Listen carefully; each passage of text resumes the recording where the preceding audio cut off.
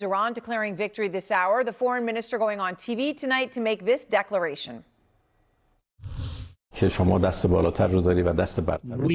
the victor of this battlefield. The Islamic Republic of Iran has emerged as a victor. The Iranian people achieved victory. This is not a slogan. This is no exaggeration. That's the sort of propaganda you might expect from the Iranians, but it actually happens to be something a shipping executive I spoke with tonight backs up. The ship's stuck in the Strait for now a long time. He told me, quote, unfortunately, the White House, the U.S. are losers. This is both Iran and the United States say that they're close to a deal, an agreement to discuss a deal, except for they are clearly not talking about the same deal. And I'm just going to go through a couple things really quickly to make the point. First, the Strait of Hormuz, right? It's closed.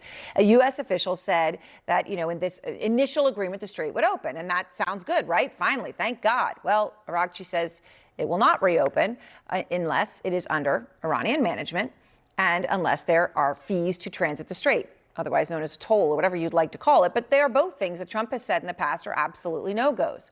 Okay, so that's the Strait. And now what about the thing at the core of all of this, the whole reason that the U.S. went to war in the first place, apparently, which was Iran's nuclear material? A Trump administration official said Iran's nuclear program will be dismantled and that nuclear material will be destroyed and removed. Araghchi says, well, we'll just keep talking.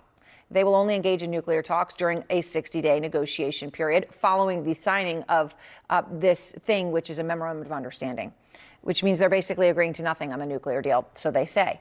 A senior U.S. official tells CNN that none of Iran's money is to be released until they perform. This is another crucial thing, right? All that frozen money that you heard about. Remember the pallets of cash that Trump criticized Obama for supposedly releasing to Iran?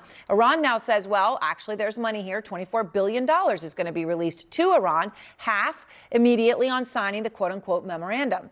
Aaron, I've been talking to White House officials, senior Trump administration officials all day about this, and what they've consistently tried to say is that the Iranians are messaging internally for their own audiences. This is something you heard a senior administration official tell me and other reporters earlier today as well. They are arguing that what the U.S. is saying is what needs to be believed here, and that Iran, if they are communicating any sort of differences in that, it's because they need to message internally. Now, of course, and I think you make a great point, we've heard 39 times President Donald Trump argue that they are close to a deal just for it to fall apart. But I will say this time does feel different. One, in the conversations that I am having with all of my sources on this, including in the Intelligence Committee, but also with what we are hearing from foreign leaders. You have the Iranian foreign minister saying that they feel like they are closer to a deal than ever before. And I think what we heard from the Pakistani prime minister was really notable as well when he said that he could confirm that a final agreed upon text for the peace deal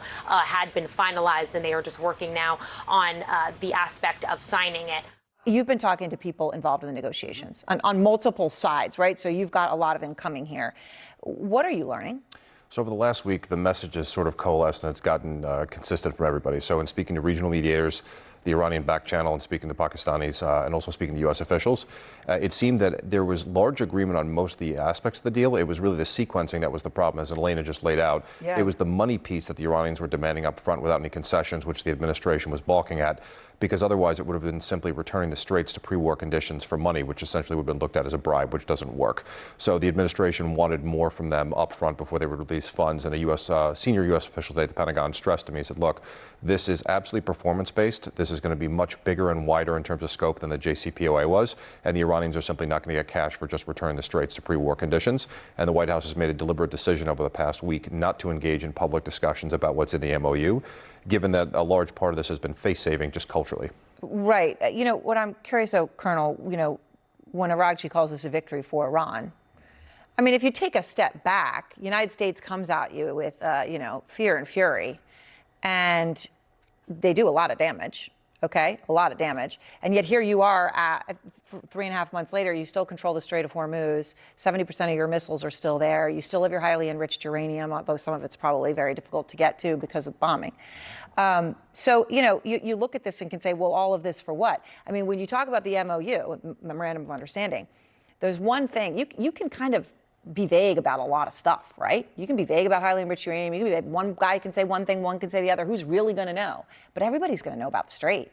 Absolutely, Aaron. And one of the key things here is that this has to be seen, from Araghchi's standpoint, it is a victory from a strategic perspective. Right. Because we're not going back, as Alex was mentioning, we're not going back to the status quo ante. We're not going back to the period before the war. We're going into something completely new. And that something that's completely new is actually going to affect way more than just the Strait of Hormuz. Because now what we're looking at is the potential for this kind of control, if you will, from other countries of other straits like the Bab el-Mandeb. So the Houthis could do something similar there in the entrance to the Red Sea. Or, not that they're going to do it necessarily, but pick a place like the Strait of Malacca by Singapore and Indonesia. You could have all these countries trying to exert some kind of control, in essence exacting tolls or service fees or whatever they want to call them over these areas. This is diametrically opposed to the U.S. policy, which was that freedom of navigation would be key through all of these areas. So this is going to have impacts on the economy. This is going to have impacts on a lot of different things, as well as our ability to posture our forces properly. I mean, Alex, it's, you can use whatever analogy you want. Pandora's box has been opened. The horses are out of the barn. The genie's out of the bottle, whatever it is, right? You cannot go back. As we talk about, I remember last summer sitting on the Strait of Hormuz when that aspect of the war was happening and saying, well, this is the threat. But they'd never done it. It was a threat. And now it's been done. It can never be undone, right? Things have changed.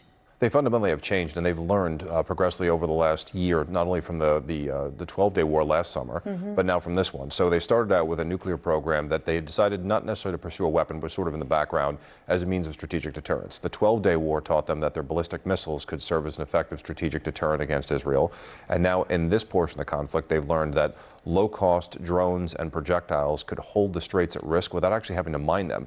So they hadn't done it before, but the traditional plans for mining the straits went out the window. And so even now, if it's rhetoric versus reality and they don't actually control the straits, they say that they control it, we don't recognize it, it's kind of a